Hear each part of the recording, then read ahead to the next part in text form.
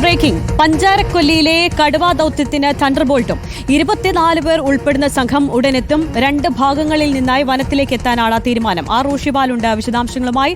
റോഷിപാൽ, ഇപ്പോൾ തണ്ടർബോൾട്ട് ഉൾപ്പെടെ കടുവയെ തേടാനെത്തുന്നു. 24 പേരടങ്ങുന്ന സംഘവും കൂടി എത്തുമ്പോൾ ഈ കടുവയെ കണ്ടെത്താൻ, കടുവയെ എവിടെ കൃത്യമായി ലൊക്കേറ്റ് ചെയ്യാനുള്ള ദൗത്യത്തിന് അത് എത്രത്തോളം നിർണായകമാകും?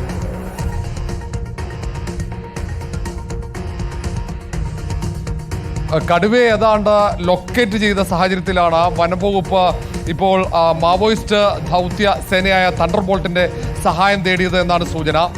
പോലീസ് ഹെഡ്ക്വാർട്ടേഴ്സിൽ ബന്ധപ്പെട്ട് വനം മന്ത്രി AK ശശീന്ദ്രനാണ് മാവോയിസ്റ്റ് ദൗത്യസേനയെ ഈ കടുവയെ കണ്ടെത്താനുള്ള ദൗത്യത്തിന്റെ ഭാഗമാക്കാൻ അഭ്യർത്ഥിച്ചത്. അതിന്റെ അടിസ്ഥാനത്തിൽ അരീക്കോട് തണ്ടർബോൾട്ടിന്റെ ക്യാമ്പിൽ നിന്നും 24 പേരടങ്ങുന്ന 2 അംഗ സംഘമാണ് ഈ മേഖലയിൽ ഈ കടുവയെ ഏതാണ്ട് കടുവ ഉണ്ടാകുമെന്ന് പ്രതീക്ഷിക്കുന്ന മേഖലയിലേക്ക് എത്തുന്നത്. അവിടെ 2 ഭാഗങ്ങളായി തിരിഞ്ഞ് 2 ഭാഗങ്ങളിൽ നിന്നും അവർ വനത്തിലേക്ക് കയറാനുള്ള ഒരു പദ്ധതിയാണ് ആസൂത്രണം ചെയ്യുന്നത്. 12 പേരടങ്ങുന്ന സംഘമായിരിക്കും.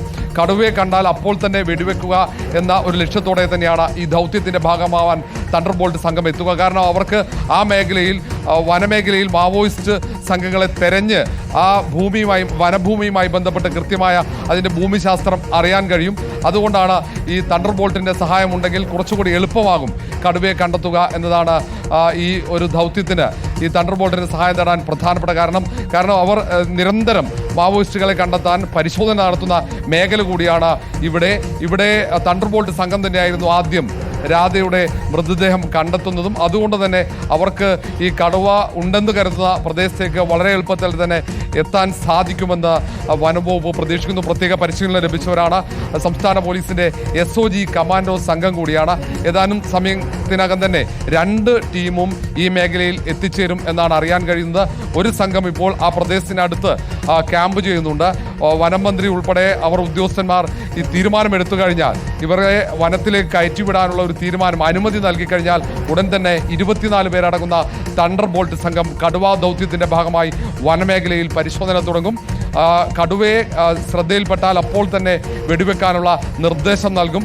അത്യാധുനികമായ യന്ത്രത്തോക്ക് ഉൾപ്പെടെയാണ് അവരുടെ കൈവശമുള്ളത്. അതുകൊണ്ട് വളരെ എളുപ്പത്തിൽ തന്നെ കടുവയെ കീഴ്പ്പെടുത്താൻ കഴിയുമെന്ന വിലയിരുത്തലുണ്ട്. അതിൻ്റെ കൂടി അടിസ്ഥാനത്തിലാണ് തണ്ടർബോൾട്ട് സംഘം ഇപ്പോൾ നിർണായകമായ ഈ ദൗത്യത്തിന്റെ ഭാഗമാകുന്നത്.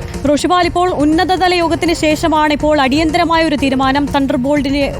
തണ്ടർബോൾട്ടിനെ കൂടി ഉൾപ്പെടുത്തിയുള്ള തിരച്ചിൽ കടുവയ്ക്കായി തണ്ടർബോൾട്ടും ഇപ്പോൾ ഇറങ്ങുമ്പോൾ അടിയന്തരമായ യോഗം, ഇനിയും കൂടുതൽ സംവിധാനങ്ങൾ, പ്രത്യേകിച്ച് നരഭോജി കടുവയാണ് ഷൂട്ടഡ് സൈറ്റിനും ഉത്തരവിട്ടിട്ടുണ്ട്. അപ്പോൾ കൂടുതൽ സംവിധാനങ്ങൾ എത്തിക്കാനുള്ള നീക്കങ്ങളിലേക്കും ഇപ്പോൾ സർക്കാർ കടക്കില്ലേ?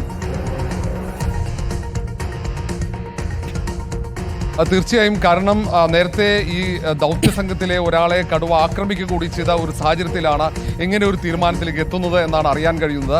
കാരണം അവിടെ മന്ത്രിയും പ്രധാനപ്പെട്ട ഉദ്യോഗസ്ഥന്മാരും ക്യാമ്പ് ചെയ്താണ് ഇങ്ങനെ ഒരു തീരുമാനമെടുക്കുന്നത്. കാരണം നമുക്കറിയാം തണ്ടർബോൾട്ടിനെ ഉപയോഗിക്കുമ്പോൾ കുറച്ചുകൂടെ എളുപ്പമാകും. കാരണം അവർ നിരന്തരമായി വർഷങ്ങളായി ആ മേഖലയിൽ പരിശോധന നടത്തുന്ന സംഘമാണ്. മാവോയിസ്റ്റുകളെ തേടി ഈ കാട്ടിൽ, ഈ വനത്തിൻ്റെ ഉൾവനത്തിലൊക്കെ അവർ പരിശോധന നടത്തുന്നതാണ്. അത്രയേറെ പരിശീലനം ലഭിച്ച സംഘങ്ങളാണ് ഈ തണ്ടർബോൾട്ട്. അതുകൊണ്ട് തന്നെ ഇവരെ ഉപയോഗിച്ച് കടുവയുള്ള പ്രദേശത്തേക്ക് ഇവർക്ക് എത്തുകയും അവരെ ആ കടുവയെ കണ്ടു കഴിഞ്ഞാൽ അപ്പോൾ തന്നെ വെടിവെക്കാൻ കഴിയും. കാരണം അത്യാധുനികമായ യന്ത്രത്തോക്കായതുകൊണ്ട് തന്നെ വളരെ പെട്ടെന്ന് തന്നെ കടുവയെ വെടിവെച്ചിടാൻ സാധിക്കും.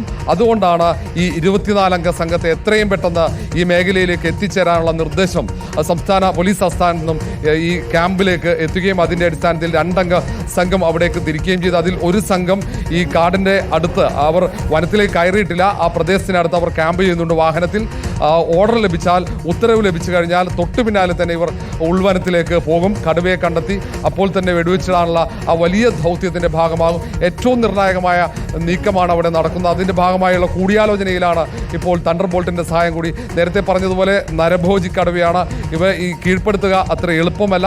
നേരത്തെ RRT സംഘത്തിലെ ഒരു അംഗത്തെ പോലും കടുവ ആക്രമിക്കുന്ന ഒരു സാഹചര്യമുണ്ടായി.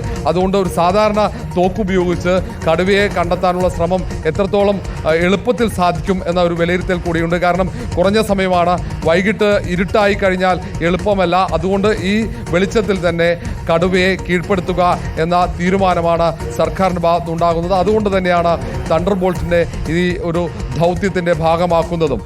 ഈ മേഖലയിൽ വയനാട്ടിൽ തന്നെ ക്യാമ്പ് ചെയ്യുന്ന 24-അംഗ സംഘ തണ്ടർ ബോൾട്ടാണ് SOGയിലെ പ്രത്യേക പരിശീലനം ലഭിച്ച ഈ മാവോയിസ്റ്റ് ദൗത്യസേനയുടെ ഭാഗമായുള്ള തണ്ടർ ബോൾട്ട് സംഘമാണ് ഈ കടുവ ദൗത്യത്തിൻ്റെയും ഭാഗമാവുക. അതിൽ 12 പേർ 2 ഭാഗമായി തിരിഞ്ഞ് അവർ ഈ കാട്ടിലോട്ട് ഉൾവനത്തിലേക്ക് പ്രവേശിക്കാനുള്ള തീരുമാനമാണ്. അങ്ങനെ ഒരു പദ്ധതിയാണ് ആസൂത്രണം ചെയ്യുന്നത്. അതിന് പോലീസ് ആസ്ഥാനത്ത് നിന്നും അവർക്ക് നിർദ്ദേശം ലഭിച്ച ഉടനെ തന്നെ അരീക്കോട് ക്യാമ്പിൽ നിന്നും ഈ സംഘം 24-അംഗ സംഘം അങ്ങോട്ടേക്ക് തിരിക്കുകയും അതിൽ ഒരു സംഘം പ്രദേശത്തിന് ഏതാണ്ട് അടുത്ത് എത്തി അവർ കാത്തിരിക്കുന്നു. അവർക്ക് ഉത്തരവ് ലഭിച്ചാൽ ഉടനെ വനത്തിലേക്ക് അവർ പ്രവേശിക്കും. മറ്റൊരു സംഘം ഈ വനത്തിന്റെ മറ്റൊരു ദിശയിൽ നിന്നാണ് തിരികെ ഇങ്ങോട്ട് വരിക.